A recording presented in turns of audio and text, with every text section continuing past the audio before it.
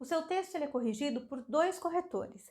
Cada corretor vai te dar até 200 em cada uma das competências. Então, são 5 competências, cada uma delas vale de 0 a 200 e cada um corretor sempre vai te dar múltiplos de 40. Então, em cada uma das competências, o corretor vai te dar 0, 40, 80, 120, 160 ou 200. Se alguma vez já aconteceu de você receber 180, por exemplo, numa competência, quer dizer que um corretor te deu 200 e outro corretor te deu 160. A nota que você recebe é sempre a média do que foi dado pelos 2 corretores, tá? São sempre 2 corretores corrigindo.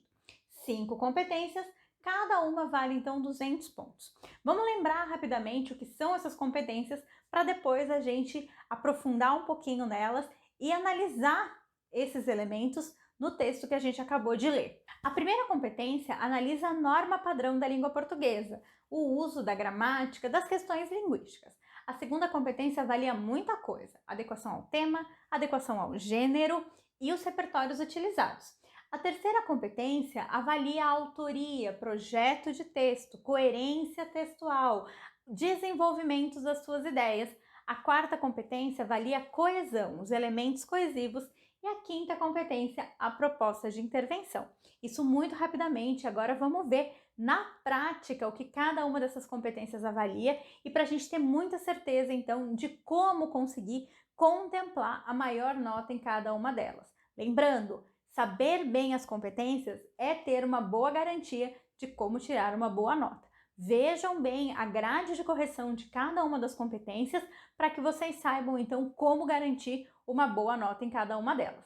Como eu disse para vocês, a primeira competência vai avaliar a norma padrão.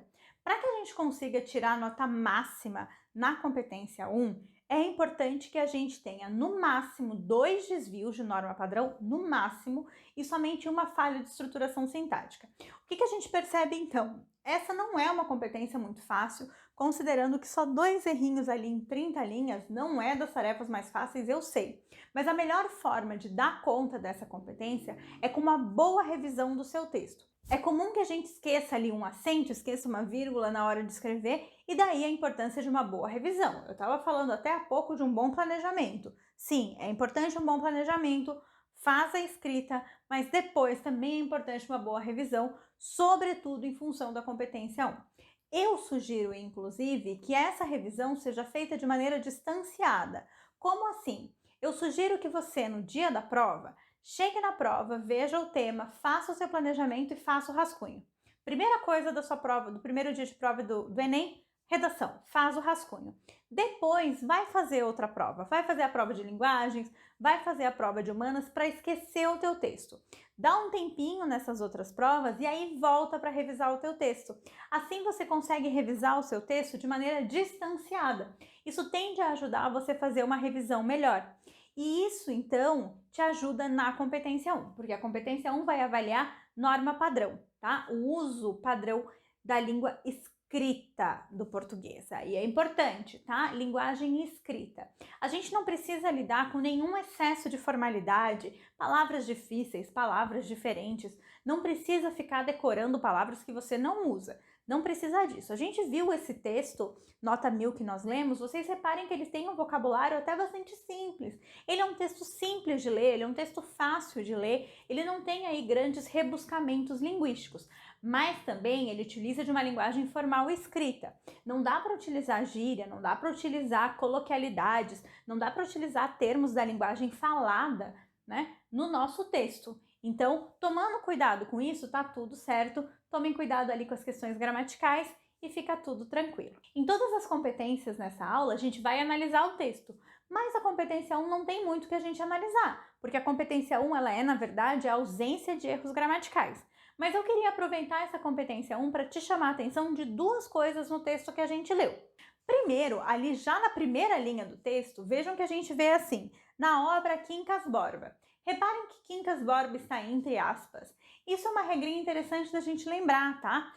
É comum que a gente utilize nomes de obras entre aspas. Então, como a gente usa muita obra, né? Seja um filme, seja um livro, seja uma série, para utilizar como repertório do nosso texto, é interessante que vocês sempre lembrem de colocá-lo entre aspas. Isso ajuda ali a marcar bem esse repertório legitimado e ajuda também essa questãozinha de uso da língua escrita, que é colocar o nome da obra entre aspas, sempre tentem colocar ali. E também o nome da obra vai ser com letra maiúscula, como ela colocou ali, né? Como é o nome dessa obra, ficou com letra maiúscula e entre aspas. Só para chamar a atenção de vocês, para não esquecerem disso.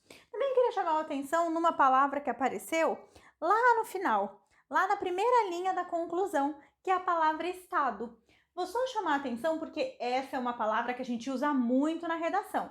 E esse Estado aqui, ó, enquanto poder estatal, é com letra maiúscula, não esquece disso, tá? Essa diferenciação de maiúscula e minúscula também é contada como desvio, né? Então, se eu for escrever Estado, escrever com letra minúscula, esse Estado, que significa o poder estatal, que é o governo, o Estado, se eu escrever ele com letra minúscula, vai ser considerado um desvio, tá? E ser descontado lá na competência 1. Então, só queria chamar a atenção, porque esse é um termo que a gente utiliza muito na redação.